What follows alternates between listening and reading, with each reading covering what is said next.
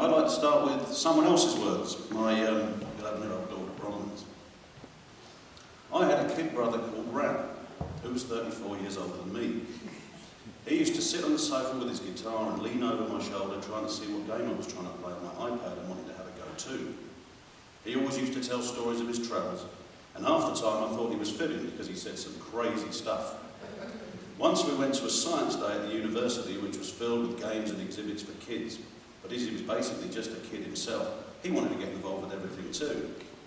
He never liked milk, which was weird because he liked cake and that has milk in it. He loved sweets so much that he once spent 25 minutes in the sweets aisle in Walmart with his friend Michael and ended up buying hundreds.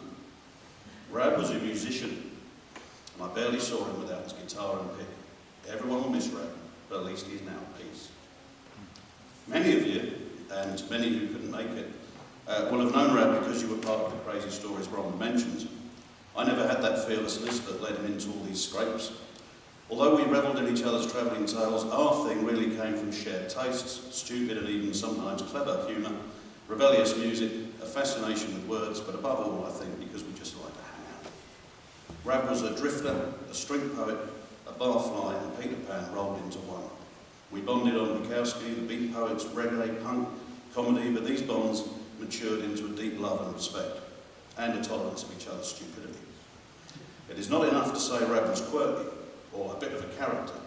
A true eccentric, he refused to grow up, and for many of us he held the mirror up to the inner child we had neither time nor courage to be. His stories and jokes, and because we're in church I'm afraid I can't mention many, weren't a one-way street either. He was just as generous in his appreciation of other people's.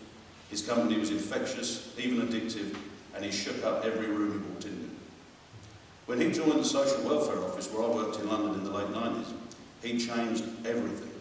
It was sometimes forgotten as he drew helpless laughter from even my most joyless colleagues, getting two of them, for example, to join him as an unofficial Charlie's Angels tribute act, and establishing one day a week in an office dominated by women as Guy Day, that he was a diligent and caring professional who put so many vulnerable people at ease. There were occasional exceptions to this, for despite his social conscience and his desire to help those less fortunate, he wasn't one for political correctness. We used to have a regular caller to our office whom we called Miss Jones, because this is how she gave her name to us. In fact, she was transitioning from male to female. The first time Rab met her, his eyes widened in bewilderment as she gave her name, and he said, "Okay, Mr. Jones, I'll get someone to call you." When she protested that she was Miss Jones, he said, "Sir, if I could just get you to sit down." She protested again, and eventually I was called out, and it was supposed to be my job to tell him off. "Keith, man, that's a dude," he said. I was forced to agree. So our friendship was almost instant, and it grew over those first years.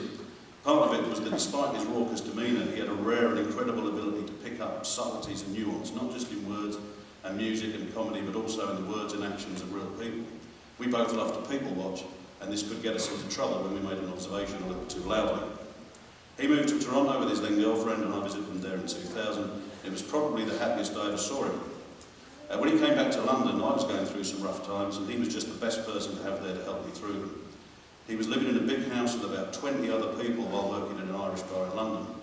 He was used to dishing out flyers to people in the street to get them to come into the bar, and one day decided to use this experience to make his own flyers.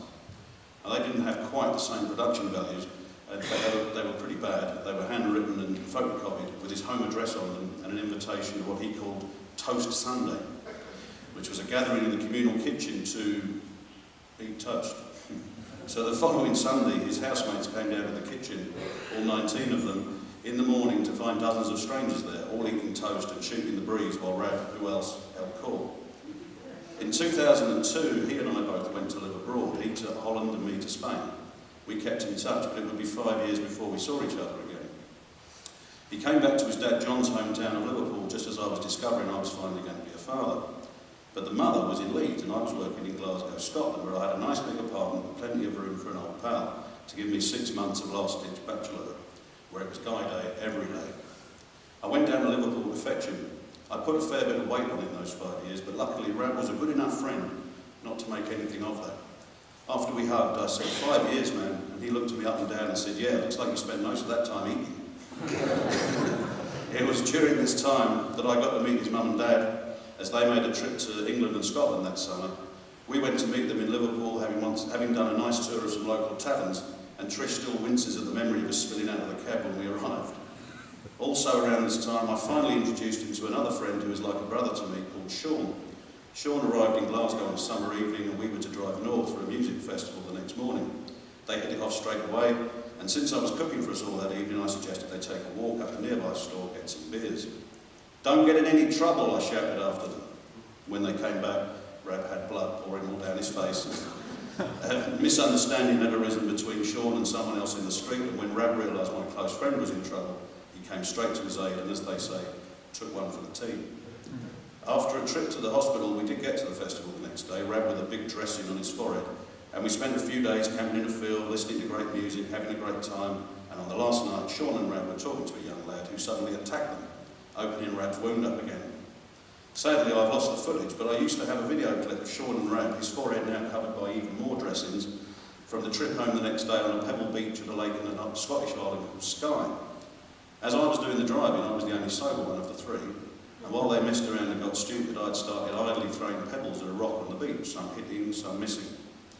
After a while, the others wanted to go, and before you knew it, well, the lads here will understand that when you have men playing a game, it's only a matter of time before it becomes competitive, and then there was a set of rules to be decided upon. So Rab called the game the ruck toss, and it developed from having to hit the rock to having to hit an empty beer tin on top of the rock. I excused myself and sat to one side watching. And once the competition began in earnest, it became clear that neither of them was very good at the game. This did not stop them yelling out in frustration at each throw as if it had been a near hit, when in fact it will invariably have missed by some distance. Nor did it stop them telling each other they were useless and were going to get thrashed. Some half an hour passed before finally one of them hit the target, and yes, it was Rab. Just in case Sean was thinking this was a gentlemanly contest, Rab jumped up with his hands in the air, celebrating, stopping only to turn triumphantly to Sean, wave a victorious fist in his face and shout, "Take it, bitch!" Rab loved his time in Scotland, but he also loved to make fun of Scottish people. Whenever he did so, he would put on what he knew to be a dreadful Glaswegian accent and pretend to be impersonating someone who sounded nothing like that. His accents, like mine, were almost always terrible, but he knew that and played them for laughs, of course. They did get their own back in him, though. Knowing how mercilessly he also loved to mock Canadians, they started calling him Canadian Rab and pretending they genuinely thought that was where he was from.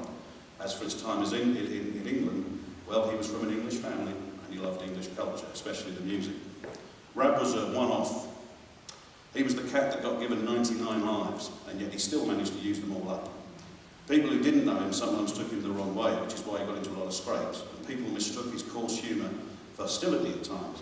But we in this room have privilege of knowing better than that.